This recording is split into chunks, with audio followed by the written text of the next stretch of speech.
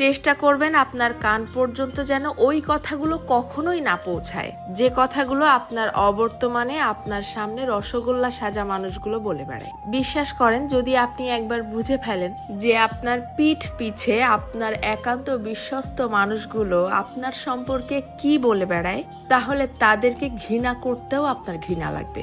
যদি আপনি বুঝে ফেলেন আপনার কান পর্যন্ত কোনো কায়দায় যদি কথাগুলো চলেও আসে, তখন আপনি এমনিতেই নিঃশব্দে মেনে নিতে বাধ্য হবেন যে আপনার আশেপাশে আসলে আপনার বিশ্বাসযোগ্য কেউ নেই। যখন কেউ আপনার প্রশংসা করবে, সেটা তারা কোনো রকম রিয়াকশন ছাড়াই চুপচাপ শুনবে।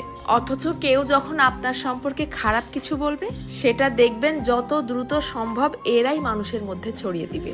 আপনি যতই ভালো হন, যতই তাদের হেল্প করেন, যতই তাদের সাথে ভালো মনে মিশতে চাওয়ার চেষ্টা করেন, কোনো লাভ নেই। কারণ এরা আপনাকে হিংসা করতেই বেশি পছন্দ করে।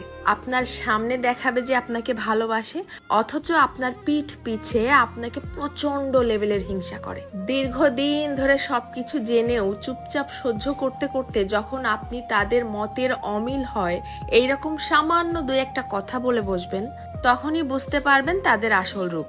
তাদেরকে এতদিন ধরে দেখানো আপনার সমস্ত সম্মান, ভালোবাসা, হেল্প, স্যাক্রিফাইস বিশাল আকারে ঢাকঢোল পিটিয়ে আপনার মুখের উপরে ছুঁড়ে মারবে, যেন এগুলো তাদের কাছে কিছুই ছিল না। আমার কথাগুলো বিশ্বাস হচ্ছে না? আপনি আপনার জীবনে এই ব্যাপারটা একবার অ্যাপ্লাই করে দেখতে পারেন।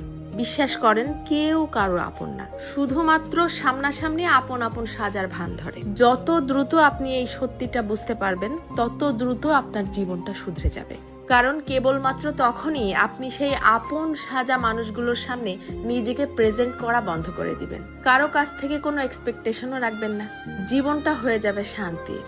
তবে মন খারাপের কিছু নেই। এদের জন্যও সৃষ্টিকর্তা বড় কিছু আয়োজন করে রেখেছেন, যারা অন্যের সফলতা, অন্যের